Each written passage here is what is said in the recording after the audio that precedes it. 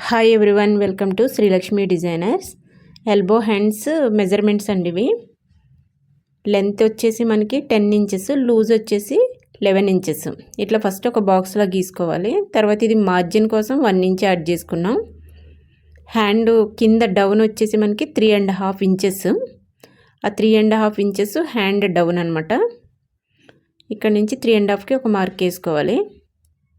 మనకి arm round వచ్చేసి 14 inches, అంటే 14 డివైడెడ్ బై 2 7 ఇంచెస్.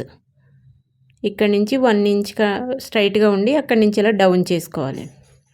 లూజ్ వచ్చేసి 11 ఇంచెస్ డివైడెడ్ బై 2 అంటే 5.5 ఫిట్టింగ్ మార్క్ ఇది.